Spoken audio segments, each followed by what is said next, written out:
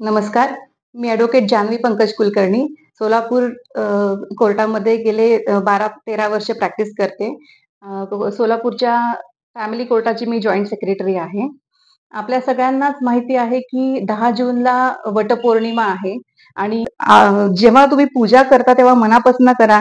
अगदी घरच्यांना सपोर्ट आहे तुमच्या कृतीमधनं दाखवा. ती सुद्धा पूजा जी आहे ती देवापर्यंत पोहोचतेच.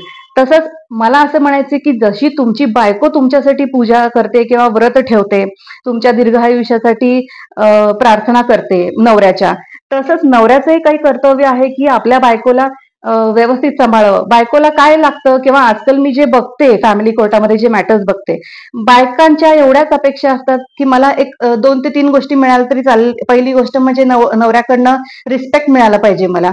नवऱ्याचं प्रेम मिळालं पाहिजे आणि नवऱ्याकडनं सपोर्ट मिळाला पाहिजे मला.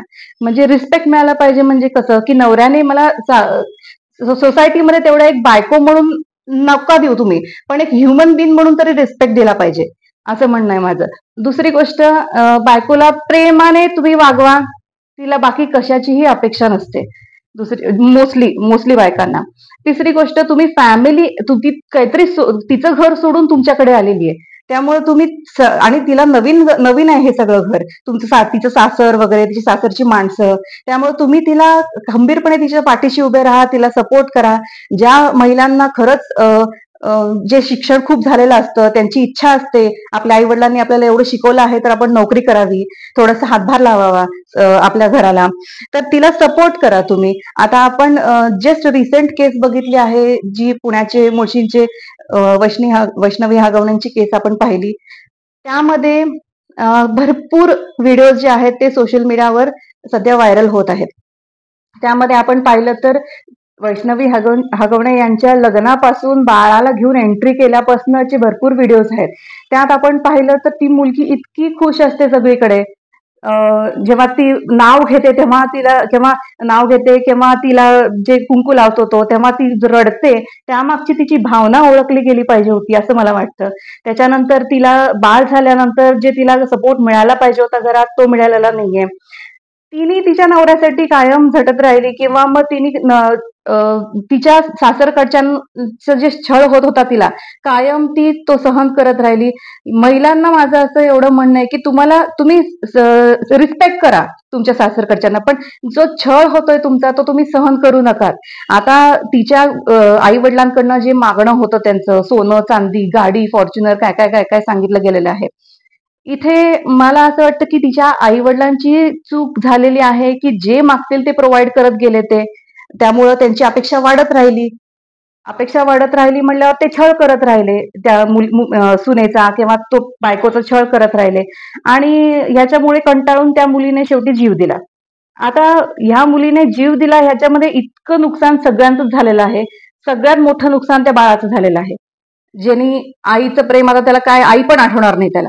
दुसरी गोष्ट, नवऱ्याचं जे क्षणिक आनंद त्याला पाहिजे होता, सोनं चांदी पैसा जो हवा होता तो त्याला मिळाला, पण त्याची घरातली खरी लक्ष्मी जी होती त्यांनी ती लाथाडल्यामुळं ती लक्ष्मी त्याला मिळाली नाही. त्याला त्याच्या मुलाचंही प्रेम आता आयुष्यभर मिळणार नाही. आई वडिलांनी सगळ्या मागण्या पूर्ण केल्यामुळं त्यांच्या आई वडिलांना पण असा त्रास झाला की मागत गेले आणि शेवटी त्या मुलीने जीव देऊन टाकला. त्यामुळे त्यांनी त्यांच्या मुलीच्या प्रेमापासूनही ते मुकले. आणि त्याच्यानंतर माझं असं म्हणणं आहे की ह्या अशा केसेसमुळे, जसं त्या वैष्णवी हगवणेंच्या जावेने कायद्याचा सपोर्ट घेतला, तिला सुद्धा छळ होतच होता, तिने असं घाबरून किंवा सहन करत बसली नाही. कायद्याचा सपोर्ट घेतल्यामुळं ती सध्या सेफ आहे आणि तिचा जीव वाचला. केवळ ही वैष्णवी हगवणे जी आहे ती सहन करत राहिली सगळं. त्याच्यामुळं कुठेतरी डिप्रेशन पोटी किंवा तणावामुळे तिचा जीव गेलेला आहे. आता असं न करता भरपूर कायदे आहेत आपल्याकडे. छळ होत असेल तर तुम्हाला डोमेस्टिक व्हायलन्स ऍक्ट खाली केस करता येते, क्रुएल्टी खाली 498 करता येते, हुंडाबळी करता येते 7 वर्षाच्या आत जर तुम्हाला जर काही झालं तर, किंवा कोणी हुंडा मागत असेल तर. भरपूर कायदे आहेत जे महिलांच्या बाजूने आहेत. जे योग्यरित्या वापर केला, त्याचा चांगला कायदेशीर सल्ला घेतला तर तुम्हाला नक्कीच योग्य सल्ला मिळेल आणि अशा वैष्णवी हगवण्यासारख्या केसेस असे पुढे होणार नाहीत, याची मला असं वाटतं की सगळ्या महिलांनी स्वतः ज्ञान करून किंवा हे करायला पाहिजे, स्टडी करायला पाहिजे, सपोर्टिव्ह कोण आहेत त्यांच्याकडे जायला पाहिजे आणि स्वतःचा जीव इतका मौल्यवान आहे की तो देऊ नये. तसंच मला पुरुषांविषयी असं वाटतं की तुम्ही महिला जशा आता तुम्हाला एवढा सपोर्ट करतात, म्हणलं जातं की प्रत्येक यशस्वी पुरुषाच्या मागे एका स्त्रीचा हात असतो. तसंच महिलांनाही खूप मोठी अपेक्षा असते. एक महिला म्हणून सांगते की आपल्या नवऱ्याने आपला सपोर्ट केला पाहिजे. कुठलीही गोष्ट असू दे किंवा कुठलीही परिस्थिती असू दे, जेव्हा आपला नवरा आपल्या सोबत असतो, आपले सासरकडचे लोक आपल्या सोबत असतात, तेव्हा कुठलीही परिस्थितीवर आपण मात करू शकतो. त्यामुळं आजच्या दिवशी असंच मी म्हणू शकते की देव जो आहे तो आपल्या माणसातच आहे. आपण एकमेकांना सपोर्ट करा. शेवटी तुम्ही काहीही कृत्य केलं तर कर्म इथंच तुम्हाला भोगायचं आहे. कर्म चांगले ठेवले तर तुम्हालाही पुढे फ्युचर चांगलं दिसणारच आहे. कर्म जर वाईट असतील तर ह्याच जन्मी तुम्हाला, ज्याचे कर्म वाईट असतील त्यांना ह्याच जन्मी भोगायचं आहे. देव जो आहे तो फक्त मूर्तीमध्ये ह्याच्यामध्ये न बघता आपण जर व्यवस्थित सगळ्यांबरोबर राहिलं, रिस्पेक्ट, प्रेम दिलं, आदर केला सगळ्यांना, मुलींनी सुद्धा आणि मुलांनी सुद्धा, as a family, as an advocate मी सांगते की फॅमिली मॅटर्स पण इतके वाढत आहेत. त्यामुळे मुलींनी आणि मुलांनी व्यवस्थित राहिलं, इगो त्यांचा बाजूला ठेवून व्यवस्थित नांदले, हा इगोच जो असतो तो मेन असतो, तर आपल्याला बाहेर देव हुडकायची गरज भासणार नाही आणि माणसातच आपल्याला देव भेटेल. धन्यवाद. नमस्कार.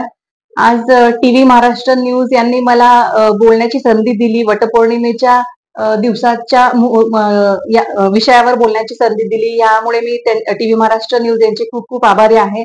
तसेच टीव्ही महाराष्ट्र न्यूज हे चॅनल हे विविध महिलांना वेगवेगळ्या संधी देणारं चॅनल आहे. ज्या महिलांना काही वेगवेगळ्या माध्यमातून पुढे यायचं आहे, त्यांना जे आहे ते असं वाटतं की आपल्यालाही काहीतरी चान्स मिळावा कुठेतरी, असं वाटत असेल तर टीव्ही महाराष्ट्र न्यूज चॅनल मार्फत आपल्याला नक्कीच चान्स मिळणार आहे. आणि मला जो अनुभव आलेला आहे तो खूप चांगला आहे टीव्ही महाराष्ट्र न्यूज यांचा.